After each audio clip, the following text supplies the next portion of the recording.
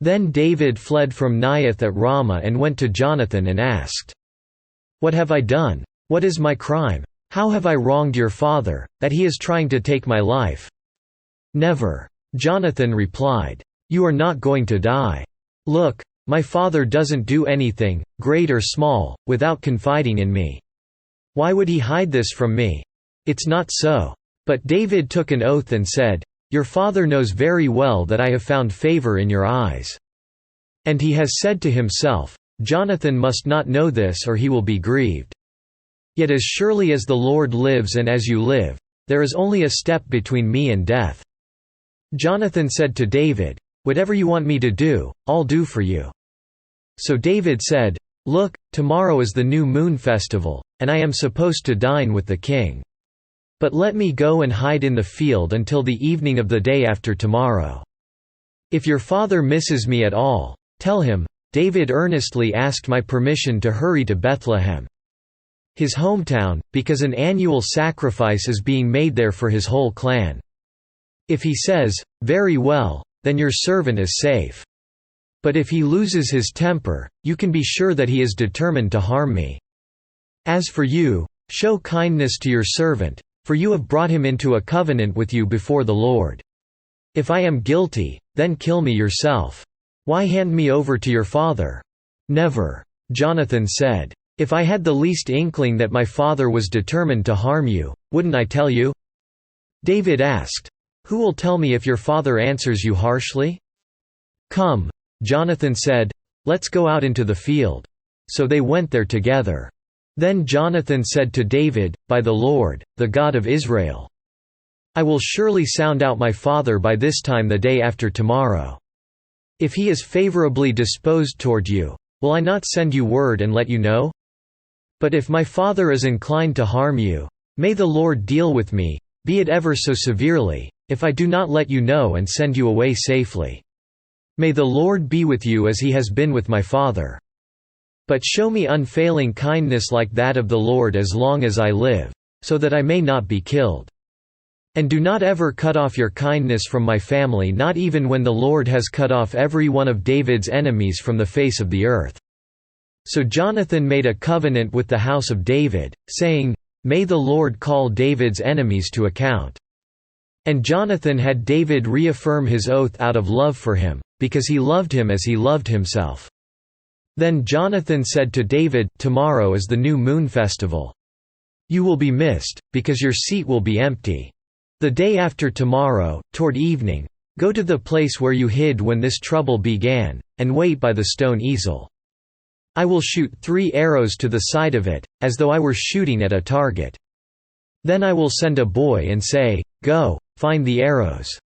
If I say to him, 'Look, the arrows are on this side of you, bring them here,' then come, because as surely as the Lord lives, you are safe, there is no danger.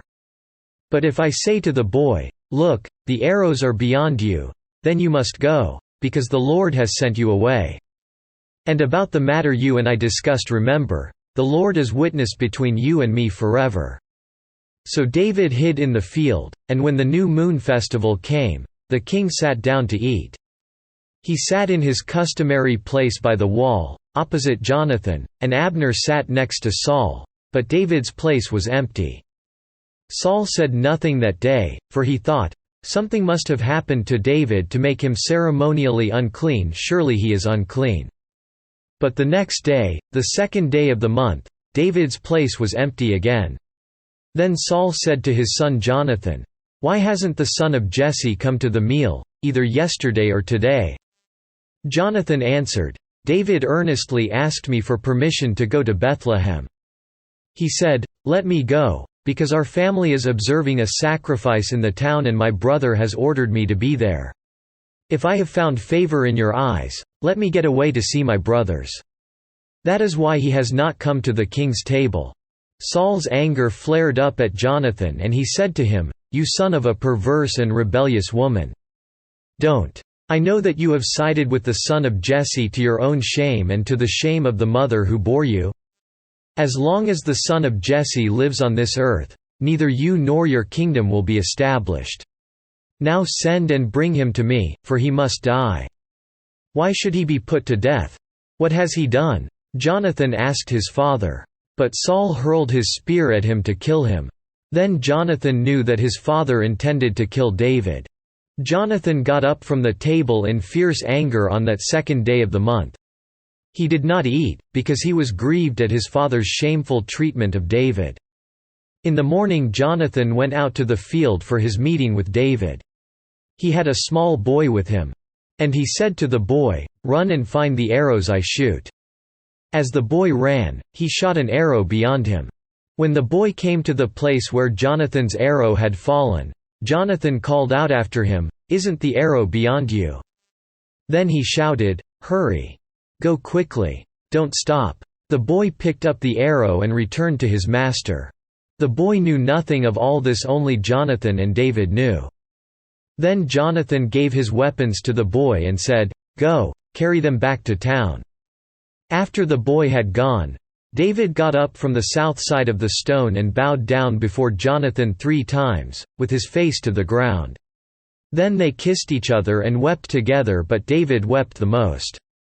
Jonathan said to David, "Go in peace, for we have sworn friendship with each other in the name of the Lord," saying, "The Lord is witness between you and me, and between your descendants and my descendants forever."